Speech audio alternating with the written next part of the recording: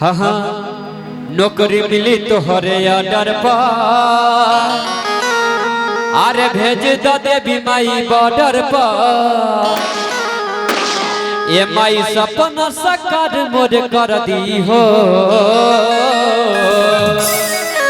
आया रमेला भरा जनवा करे राजी हो। जय हो मैया। देह पर चढ़ा दा देवी मैया मर दी हो। प्रेम से बोल दी सच्चे दरबार की।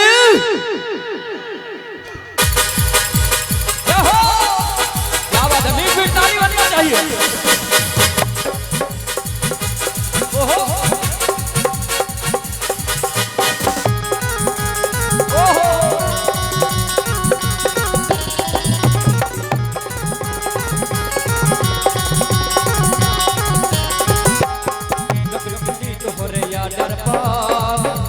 देवी माई बॉर्डर पर, नौकरी मिली तोहरे ऑर्डर पर, भेज दो देवी माई बॉर्डर पर, ए माई सपना साकार मोर कर दी हो।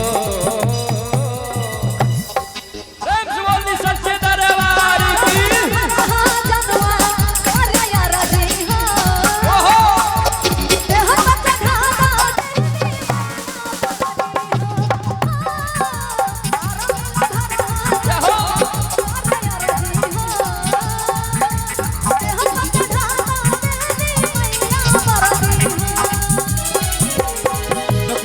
तोहरे ऑर्डर पर, भेज दो देवी माई बॉर्डर पर, नौकरी मिली तोहरे ऑर्डर पर, भेज दो देवी माई बॉर्डर पर, ए माई सपना साकार मोर कर दी हो।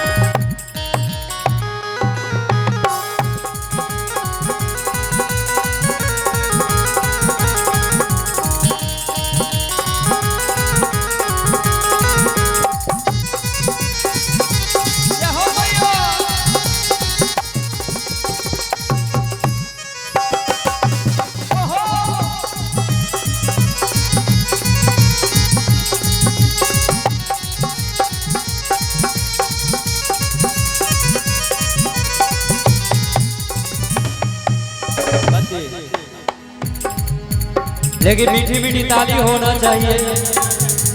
जब ताली बजता है तो कलाकार के अंदर ऊर्जा भर जाता है। लेकिन इसी पर एक लाइन याद आ गया है, अरे हमारा के छोड़ के अकेला हो, जाता रथावे के मेला हो।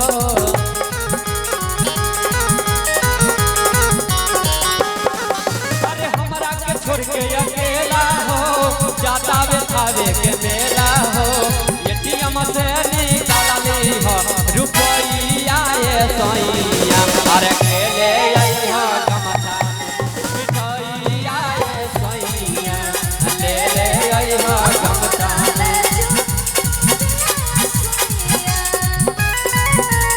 ओहो क्या बात है, बीड़ी निकाली होना चाहिए।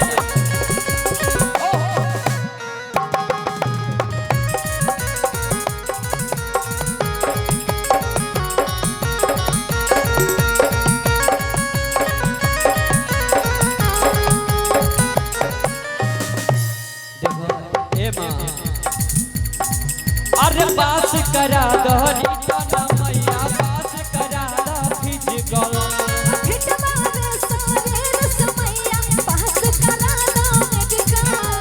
ए भाई ए हो पास करा दो रिटर्न मैया, पास करा दो फिजिकल।